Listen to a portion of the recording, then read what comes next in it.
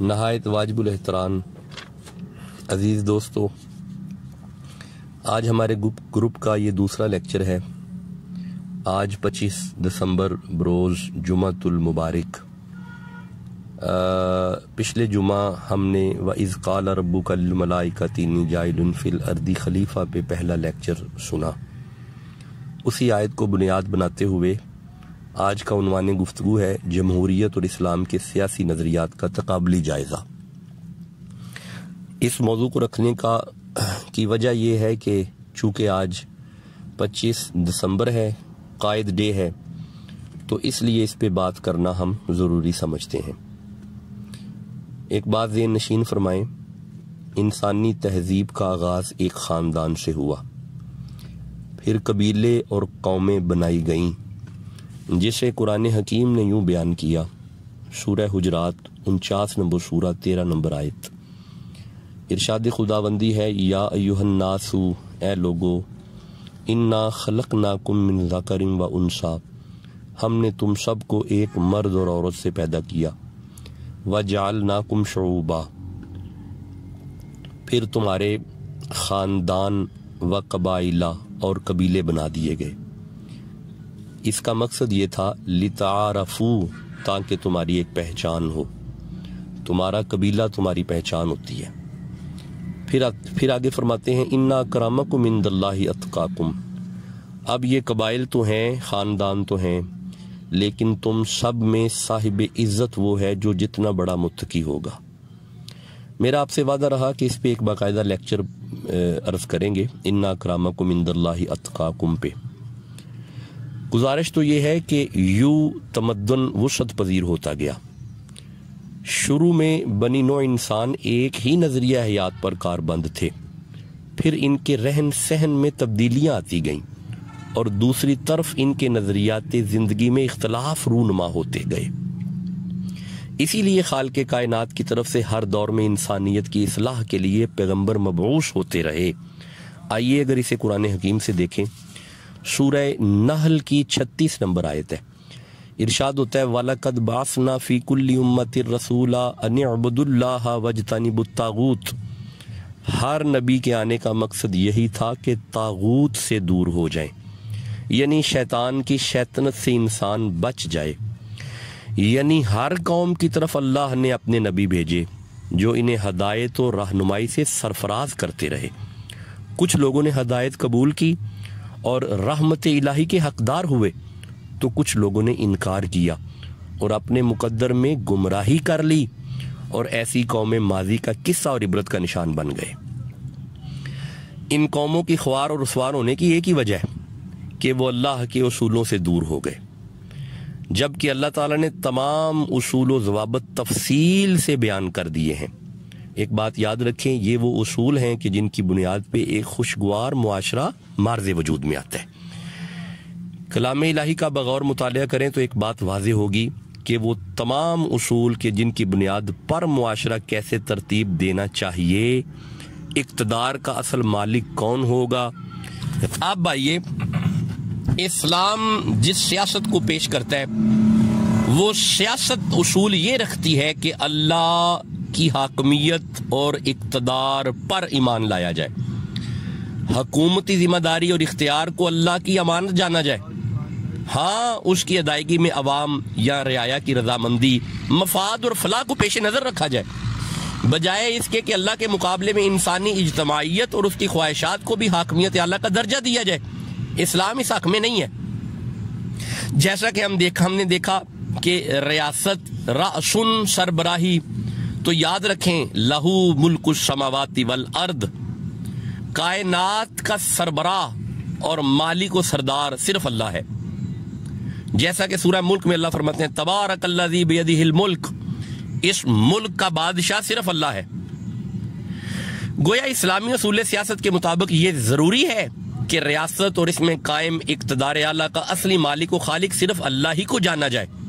और उसके साथ ये हिकमत भी बयान कर दी गई है कि चूंकि अल्लाह ताला ने सब कुछ तख्लीक किया है, इसीलिए वही उनका मालिक व खालिक है और वही उसका असल मुक़्तदर है। दरअसल इस हिकमत में यह हकीकत अफशा कर दी गई है कि इंसान खालिक नहीं मखलूक है, मालिक नहीं नायब है और खुदा के दिए हुए इख्तियारात का अमीन है। लिहाजा इक़्तिदार की मुल्कियत अवाम के पास नहीं है। जमीन के महदूद इख्तियारात में इंसानों को अल्लाह की तरफ से खलीफा बनाया गया है। जैसा कि एक जगह पे और इरशाद होता है, वहुवल्लज़ी जअलकुम खलाइफल अर्दी। तो मालूम हुआ कि इंसान जमीन पे अल्लाह का जानशीन है। अच्छा, अगर मौजूदा सियासत में को देखा जाए, जो पार्लियामेंट का निज़ाम है, वोटिंग का निज़ाम है, कसरत राय का उसूल है, तो ये नया नहीं है। ईरान की कदीम सल्तनत में इसका नाम मजलिस बुजुर्गां था, यानी एल्डर काउंसिल। यूनान में इसी का नाम मजलिस पंच सद था और आज के दौर में इसे पार्लियामेंट कहा जाता है। यूनानियों और अरबों के इसी पार्लियामेंट की रुकनीत के लिए अफराद की अहलियत, उम्र और उनके इख्तियारात का पूरा निज़ाम वज़ा कर रखा था। निज़ाम जमहूरियत ने अपना कोई नया तारुफ नहीं करवाया, बल्कि उसी कदीम रवायती ऐवान ही को अपना लिया है। इस्लाम के तसव्वुर सियासत को हमने देखा कि ये दरअसल कफालतुल खल्क का नाम है, यानी खलकते खुदा की कफालत और फिर उनमें इज्तमाई नज़म, ये है इस्लामी सियासत और यही है इस्लामी तसव्वुर जमहूरियत। अब आप मुझे बताएं कि हमारे मुल्क में गुर्बत की शरह ज़्यादा है, तो ये कौन सी सियासत हो रही है? अमीरुल मोमिनीन हज़रत फ़ारूक आज़म के दौर को अगर याद किया जाए तो आप फरमाते थे कि दरियाए दजला के किनारे अगर एक बकरी भी भूखी रही तो उसका सवाल उमर से किया जाएगा। तो मेरे दोस्तों, अगर हम अब भी देखें तो सही इस्लामी सियासत के नज़रियात अगर कहीं पे उनका अक्स नज़र आता है तो वो सिर्फ खानकाहें हैं कि जहाँ पे बग़ैर तकसीम के मखलूक खुदा से, विदाउट एनी स्पेसिफिकेशन, बग़ैर तखसीस के अल्लाह की मखलूक से मोहब्बत की जाती है। आइए ज़रा बुल्ले शाह को देखें तो आपके तो कालिमात में मिलता ही ये है। बड़ा प्यारा एक आपका वो शेर है, इट खड़के दुक्कड़ वज्जे तत्ता होवे चुल्ला, आन फ़कीर ते रज रज खावन राजी होवे बुल्ला। हज़रत बाबा फरीद की तालीमात को अगर देखा जाए तो आपने भी कफालतुल खल्क का तसव्वुर दिया है। हज़रत ख्वाजा शहनशाह मोइनुद्दीन चिश्ती अजमेरी की तालीमात को अगर देखा जाए तो आपने भी मखलूक खुदा में इज्तमाई नज़म और उनकी कफालत का तसव्वुर पेश किया है। मैं महसूस कर रहा हूँ कि ये कफालतन नास यानी कफालत आमा, इस पे भी एक लेक्चर जो है ना आपकी बारगाह में मैं गोशगुजार करूँगा। खुदा करे हमें सही इस्लामी सियासत को समझने की तौफीक हो। जज़ाकल्लाह।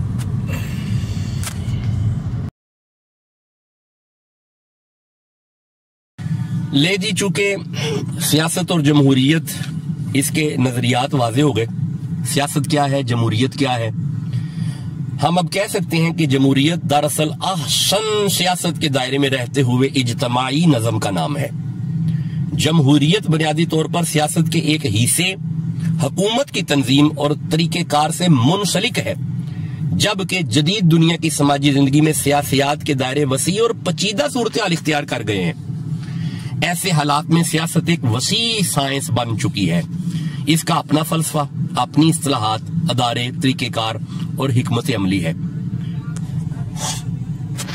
इस्लाम जिस सियासत का तसव्वुर देता है वो सियासत आज के दौर में नजर नहीं आती, और इस्लाम जिस जमहूरियत का तसव्वुर देता है वो जमहूरियत भी आज के दौर में नजर नहीं आती। याद रखें कि जमहूरियत एक इस्लामी तसव्वुर है, सियासत एक इस्लामी तसव्वुर है। इस्लाम कभी भी इन दोनों नजरियात के मुनाफी नहीं है।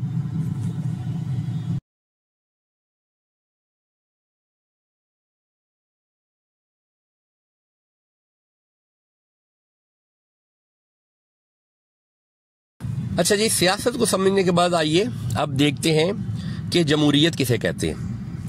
जमहूरियत का लफ्ज अपने लुग़वी मानों में अक्सरियत और नुमाया अक्सरियत के लिए आता है।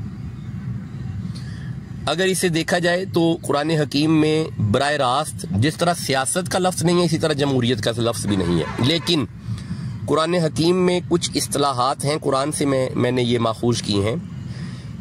वशाविरहुम अक्सरुहुम शुरकाइकुम यजमाऊन, ये सारे लफ्ज़ जमहूरियत की तरफ इशारा करते हैं। अरबी में लफ्ज़ जमहूरियत दरअसल जमहर से माखूज है, उर्दू में लफ्ज़ जमहूरियत ही है, अंग्रेजी में डेमोक्रेसी।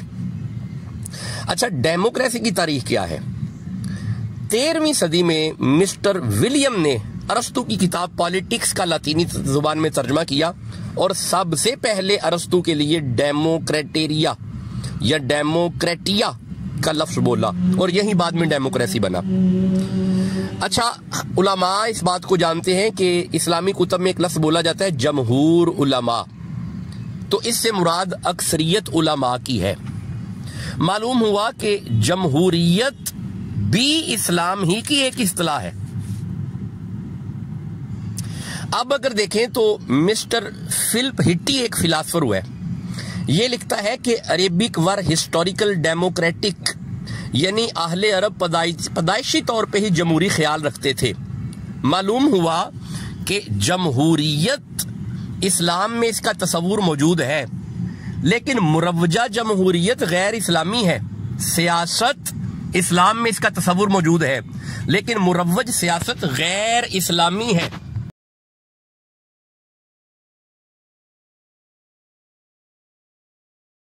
जी, सबसे पहले देखते हैं सियासत किसे कहते हैं।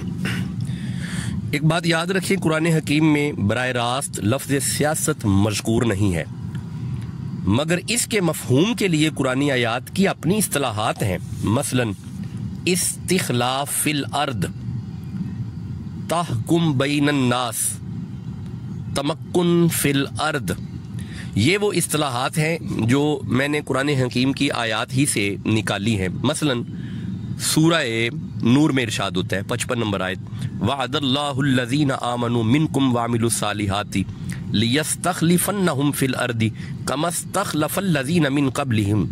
तो यहाँ पे इस्तिखलाफ, खलाफत फिल अर्द, ये सियासत ही की तरफ इशारा है। इसी तरह फहकुम बैनन नास, तहकुम बैनन नास, ये भी सियासत की तरफ इशारा है।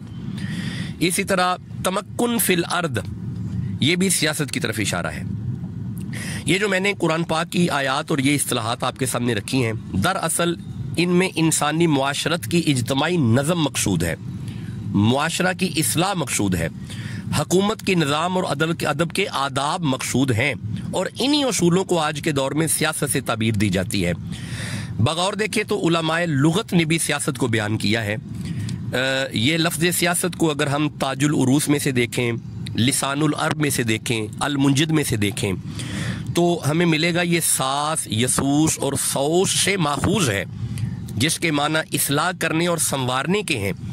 इस्तिलाही मफहूम के एतबार से इस काम माफ़ कीजिएगा, इस्तिलाही मफहूम के एतबार से इसका माना तदबीर यानी तामीर और तरक्की के लिए काम करना सियासत है।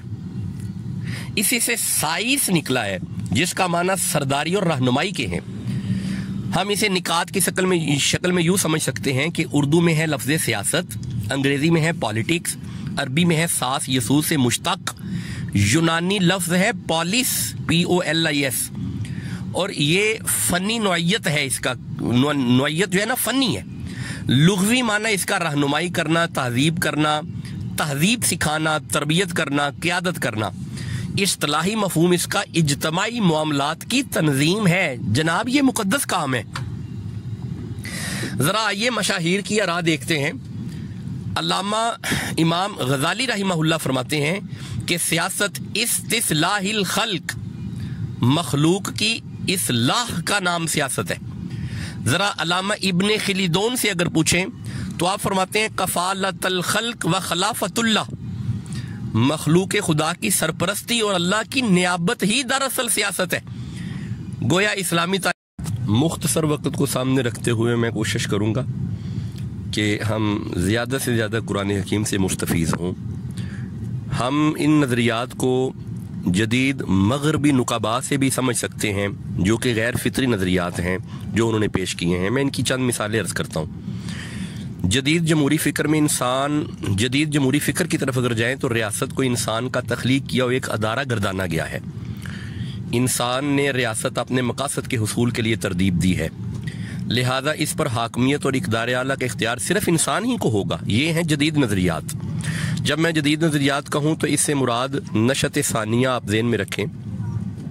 मैं अर्ज़ कर देता हूँ, जो हमारे बच्चे पढ़े लिखे हैं वो मेरी इस बात को समझेंगे कि नशत सानिया दरअसल हमारी तारीख़ की 16वीं, 17वीं और 18वीं सदी है, जिसे हम इंटेलेक्चुअल पीरियड भी कहते हैं, एज ऑफ रेनेसांस भी कहते हैं, और सेंट्रल पीरियड के बाद का पीरियड भी कहते हैं। यानी यूनानी पीरियड, रूम पीरियड के बाद ईसवी पीरियड के अगला पीरियड जो है ये एज ऑफ रेनेसांस है। ये वो पीरियड है कि जब यूरोप अपने कमाल तक पहुंचा। अच्छा जी, मैं इस पे भी बाकायदा कुछ गुजारिशात अर्ज़ करूँगा, आज नहीं, इसे भी बाकायदा अर्ज़ करूँगा कि यूरोप ने अपनी तहजीब को यूनान से क्यों शुरू किया। इस पे बाकायदा एक लेक्चर अर्ज़ करेंगे। और यूरोप कहाँ से मुस्तफ़ीज़ हुआ, यूनान कहाँ से मुस्तफ़ीज़ हुआ, रूम कहाँ से मुस्तफ़ीज़ हुआ, यूरोप की तरक्की में यूनान और रूम का क्या किरदार है, और ये इंटेलेक्चुअल पीरियड क्या है, इस पे इंशाल्लाह बाकायदा मैं आपकी बारगाह में एक लेक्चर अर्ज़ करूँगा।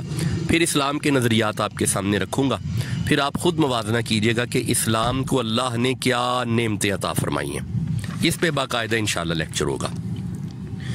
आज सिर्फ जमहूरियत और सियासत को समझने के लिए मैं एक दो जमहूरी फ़िक्र के नकीब आपके सामने रखता हूँ। जदीद सियासी मुफक्किरीन में मैकियावेली का एक नाम है। ये 1469 और 1527 का इसका दुरानिया है। गैर मजहबी सियासी नज़रियात का ये नकीब है जिसका नाम मैकियावेली है। इसे नशत सानिया का दरमियानी पुल भी तस्वुर किया जाता है मैकियावेली को। इसने इटली के इल्मी और फिक्री गहवारे में परवरिश पाई। ये वो पहला सियासी मुफक्कर था जिसने रियासत का लफ्ज़ इस्तेमाल किया। ये मैं जुमला फिर अर्ज करने लगा हूँ। लफ्ज़ रियासत पहली दफ़ा मैकियावेली का नज़रिया है। इसने पहली बार गैर मजहबी खुद मुख्तार और इलाकाई हुकूमत का तस्वुर पेश किया, और इसने स्पिरिचुअल पार्स का इनकार किया। ये वो पहला शख्स था जिसने अखलाकियात को पसे पर्दा किया और हर शय को जायज़ करार दिया सियासत के अंदर। ये है मैकियावेली। अच्छा जी, एक मैं और आपके सामने नज़रियात रखता हूँ, एक फ़लसफ़ा और रखता हूँ, एक थ्योरी और रखता हूँ थॉमस हाब की।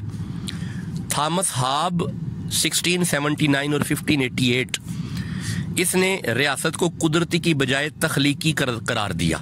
उसने कहा जी ये कोई कुदरती बात नहीं है, ये इंसानों का तख्लीक करदा एक अदारा है।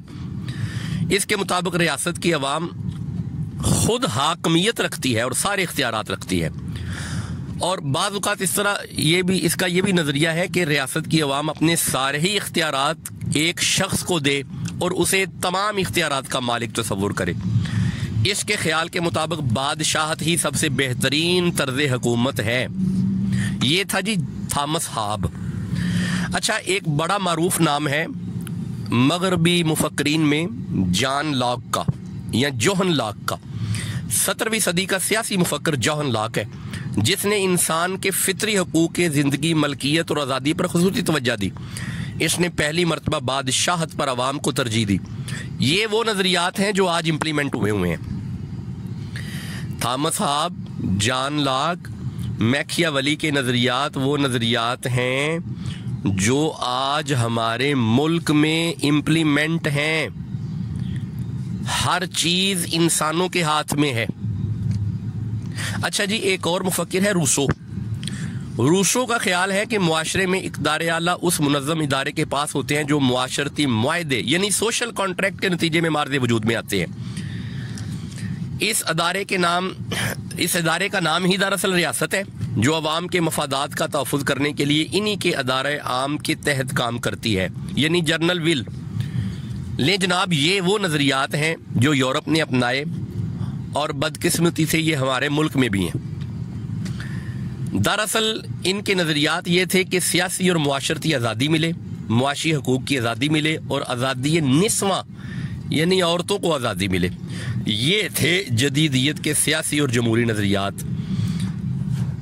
अब आइए ज़रा देखते हैं ये लफ्ज़ सियासत है क्या, जमहूरियत है क्या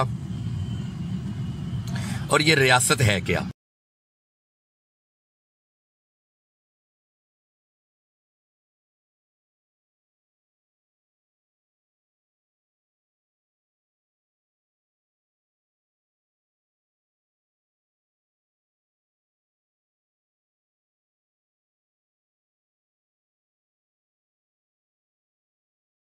देखने को मिल रहा है कि जमहूरी फिक्र में इक़्तिदार का असल मालिक अवाम को माना जाता है। बढ़ती हुई अवाम की वजह से यह मुमकिन ना था कि तमाम अवाम ही बराह रास्त फैसलों में शामिल हो सके, तो इस मुश्किल को आसान करने के लिए मुंतखब अवामी नुमाइंदों की सूरत में एक कानून साज कौंसिल बनाई गई। मगरिब में पार्लियामेंट और असम्बली को अवाम की हाकमियत की अमली सूरत गर्दाना गया। ये मगरबी तसव्वुरात हैं जो हमारे मुल्क में इम्प्लीमेंट हैं। आइए अब हम कुरान हकीम की तरफ आते हैं। कुरान जमहूरियत और सियासत को किस तरह बयान करता है। देखें, एक बात याद रखें, कुरान हकीम में जमहूरियत की नफी कभी भी नहीं की गई और ये ऐन फितरत के मुताबिक है। जैसा कि कुरान की आयत मैंने आपके सामने पेश की, वशाविरहुम यजमाऊन अक्सरुहुम, तो ये जमहूरियत की तरफ इशारा है। लेकिन इज्तमाई गैर फितरी तकाज़ों पर मबनी हुक्मरानियत के रद्द में कुरान हकीम में मखलूक की हाकमियत के तसव्वुर को अगर देखें तो ये सीगाए वाहद में नजर आएगी। मैं फिर गुजारिश करता हूं, ये जुमला इस पे गौर कीजिएगा। इज्तमाई गैर फितरी तकाज़ों पर मबनी हुक्मरानियत, इसके रद्द में कुरान हकीम में मखलूक की हाकमियत के तसव्वुर को सीगाए वाहद में बयान किया गया है। मसलन हम अपने मौजू वाली आयत अगर पढ़े, वाइज़ क़ाल रब्बुका लिल मलाइकति इन्नी जाइलुन फिल अर्दी खलीफा, तो यहाँ पे हुक्मरानी सीगाए वाहद में है। एक खलीफा, एक नायब, एक नुमाइंदा, इज्तमाइयत के लिए एक की सरबराही। अगर सूरह बकरा की 124 नंबर आयत को देखें तो इरशाद होता है, वइज़िब तला इब्राहीम रब्बुहु बिकलिमातिन फअतम्महुन्ना काला इन्नी जाइलुका लिन्नासी इमामा, सारी इंसानियत के लिए एक इमाम। इसी तरह फाहकुम बैनन नासी बिल हक, हजरत दाऊद अलैहिस्सलाम एक खलीफा। गोया इन आयात में एक सरबराह की हाकमियत का तस्वुर है। इसके साथ साथ कुरान हकीम ने अच्छे और बुरे हुक्मरानों का भी तज़किरा किया है। आप अगर कुरान पढ़ें तो जुल्कुरनैन का जिक्र है, तालूत का जिक्र है, मलका सबा का जिक्र है। एक बात याद रखें, इज्तमाई फैसला कुन शख्सियात, इसे कुरान मना करता है। फैसला कुन शख्सियत एक है और वशाविरहुम, इसकी कुरान हमायत फरमाता है।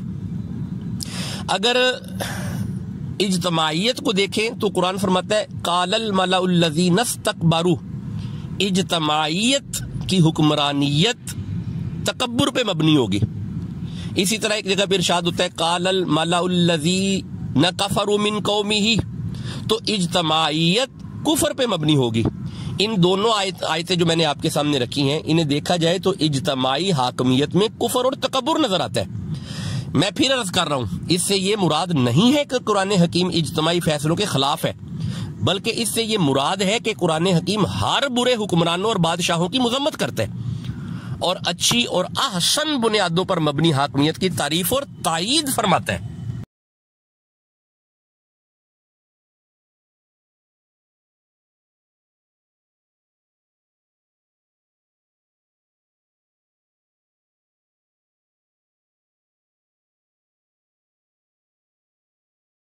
बगौर देखें तो पार्लियामेंट के मेंबरान या अवामी नुमाइंदगान के सिलसिला में भी जमहूरी उसूल और इस्लामी तरीक मुख्तलिफ नजर आते हैं। मसलन जमहूरी नुमाइंदा ऐवान की अक्सरियत यानी इंतखाबी तरीकाकार के मुताबिक अवाम की हमायत के हामिल अफराद पर मुश्तमिल होता है।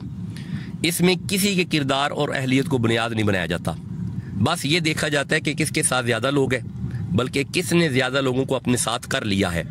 जबकि इस्लामी शूरा में रुकनियत की कुछ खास शराइत मुकर्रर की गई हैं, जिसमें काबिलियत, अहलियत, दयानतदारी, अखलाक, किरदार की आला सिफात को लाजम करार दिया गया है।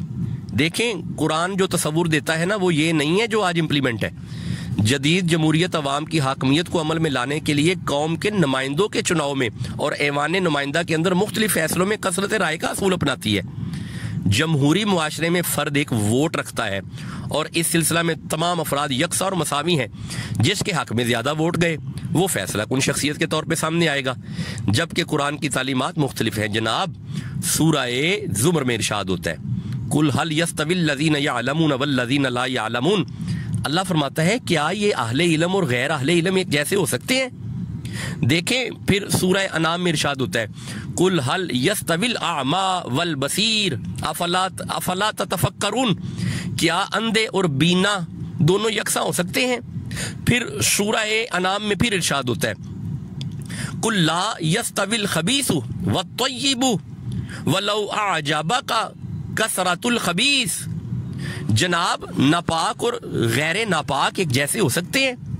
दरअसल इंसानों की अक्सरियत अमूमन अपने फैसले ख्वाहिशात और जज्बात के तहत होते हैं। इसी तरह के फैसले जहालत, शिर्क, फिस्क और जुल्म का बायस बनते हैं। लिहाजा इस उसूल को अपनाना दुरुस्त नहीं होगा और ये मुफीद नहीं होगा। अक्सरियत का अमूमी रवैया अल्लाह के रास्ते से हटा हुआ और ईमान और तशक्कुर के असूलों से आरी होता है। लिहाजा इसकी पैरवी गुमराही होगी। देखें, जब तक वो पैरामीटर्स नहीं अपनाए जाएंगे जो इस्लाम के हैं, तब तक मुल्क में अमन नहीं होगा। जब तक हम यूरोप के पैरोकार रहेंगे और मैकियावेली के पैरोकार रहेंगे और जोहन लाक के पैरोकार रहेंगे, तब तक हम अपनी मंजिल को कभी भी नहीं पा सकेंगे। और मुआशरे में से ये गुर्बत, ये फसाद फिल अर्द, हर रोज बेरोजगारी का बढ़ जाना, ये चीजें खत्म नहीं हो सकती। याद रखें कि जहां अवामी अक्सरियत की राय पर अहम फैसले करने से इस्तिजाज की हदायत की गई है, वहां साहिबुर राय, साहिब बसीरत और अच्छे किरदार के मालिक अफराद मुआशरा से राय लेने की तरगीब भी दी गई है। रसूल खुदा सल्लल्लाहु अलैहि वसल्लम ने अपनी कायम करदा रियासत और आपके तैयार करदा खुलाफाए कराम ने इस्लामी रियासत और हुकूमत के निज़ाम को इन्हीं उसूल व ज़वाबित की रोशनी में चलाया जिसे कुरान ने बयान किया है। और तारीख इस बात की गवाह है। अमीरुल मोमिनीन फ़ारूक आज़म का दौर देखें, हज़रत अबू बकर सिद्दीक का दौर देखें। ये मुआशरे मुनज़्ज़म हुए ही तब है कि इन मुआशरों में इस्लामी उसूलों के मुताबिक सियासत को चलाया गया है। अल्लाह हुजूर के तवस्सुल से हमें सही इस्लामी सियासी नज़रियात को और सही इस्लामी जमहूरियत को, जिसे हम आजकल इस्लामी जमहूरिया पाकिस्तान कहते हैं ना, हमें सही इसे कुरान के मुताबिक समझने और इसकी इम्प्लीमेंटेशन की अल्लाह तौफीक अता फरमाए। वमा अलैना इल्लल बलागुल मुबीन। आप आज के लेक्चर के